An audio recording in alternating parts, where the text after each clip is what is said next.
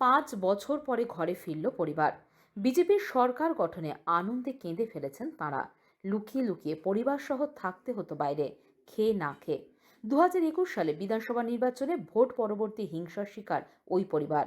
বিজেপির বুথ সভাপতি ও তাঁর পরিবারকে মারধর করা হয়, অভিযোগ তৃণমূলের বিরুদ্ধে।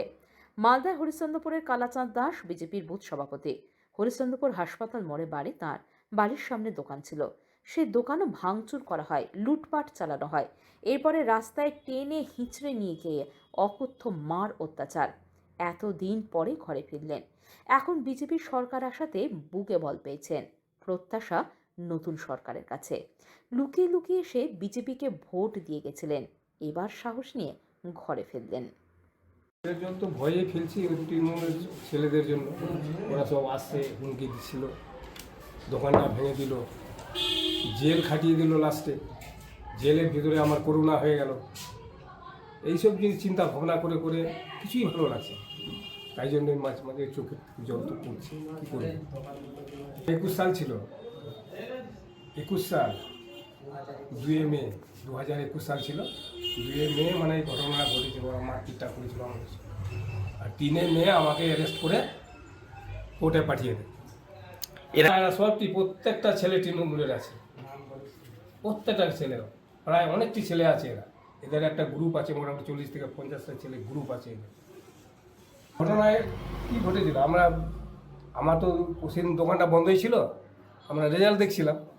ইতিমধ্যে ওদের যখন মিছিল আসছে, এই মিছিল চলাকালীন, রোড দিয়ে মিছিল যাচ্ছে, ওই মিছিল চলাকালীন আমার দোকানটাকে লাত দিয়ে, বাঁশ দিয়ে মেরে, হুড়াহুড়ি দিয়ে আমার সব টিনের গেটকে তেপড়িয়ে বেরিয়ে এসছে।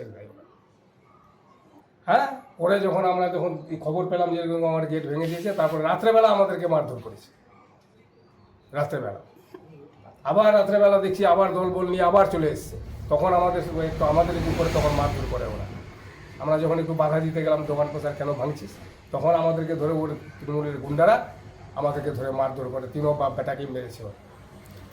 এতদিন বাড়ি ছাড়াই ছিলাম, এই ভোট আসলো বলে আমরা কোনো মতো চুরি চামারি লুকিয়ে ঝাঁপিয়ে ভোট দিতে এসেছি আমরা। তা ভোটটা দেওয়ার পরে শুনছি যে আমাদের ভোটে জিতেছি আমরা। তখন থেকে আমাদের বুকে একটু সাহস হয়েছে, আমরা এখন বাড়িতে থাকছি। এখন বিজেপি এসছে তো ভালোই লাগছে, মনে হচ্ছে একটু সাহস হয়েছে আমাদের, ভয়টা কম লাগছে। না তো তখন তো পুরো 5টা বছর যে কেটেছে, তো একদম ভয়ে ভয়ে কেটে গেছে। নমস্কার করছি প্রধানমন্ত্রীকে, অমিত শাহকে এবং শুভেন্দু অধিকারীকে। আমাদের শুনেছি ইনি নাকি মুখ্যমন্ত্রী হবে, তো এনাদের কাছে আমার একটা আবেদন, যেন এই তৃণমূলের গুন্ডাদেরকে কোনো মতে বিজেপি পার্টিতে না নেওয়া হয়। এইটুকু আমি একটু রিকোয়েস্ট করে বলছি আর কি।